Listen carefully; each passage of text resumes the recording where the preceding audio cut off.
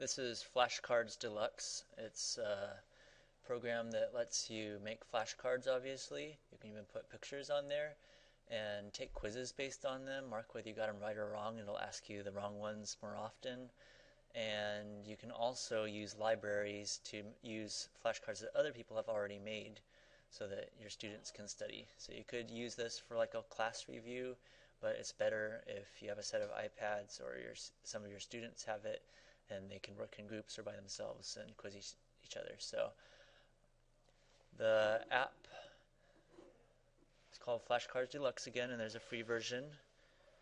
So when you launch it, you see any flashcards that you have in your decks, and then what you should do to find ones that other people have made is press the plus button at the top, and then choose one of those three libraries. So I'll just look in the Quizlet ones, which you can also access from the web.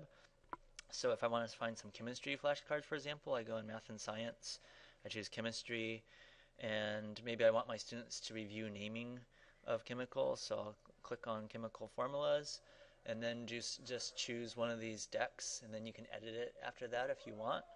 But I'll choose one that has a lot of cards in it, like the second one that says 50 cards.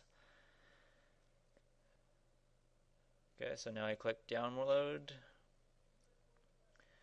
and it goes into my set of decks. So I did this before to practice, that's why I have two of them. But then I have that deck, and when I click on it, it opens up the quizzing screen, and I'll show you a couple of things that aren't obvious. If you click near the top of the screen, then you get this menu, and you can click on the settings on the right. You can make all the cards go in order, or the cards can go random to make it a little bit harder so you don't get used to the order. This is pretty cool. You can repeat the ones that you miss, and I'll show you how to say that you missed it. And then you can always show the same side, or if you make it harder, you can random or alternate. So I'll choose random.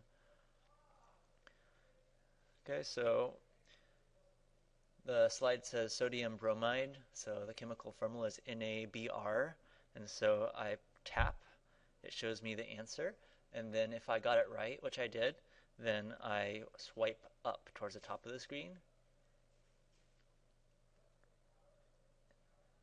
and it moves on. So Bi plus 5, that would be bismuth 5, I think. So I'll click or touch the screen. Yep, bismuth 5. So I swipe up into F3. Let's say I think that's nitrogen fluoride. So I tap.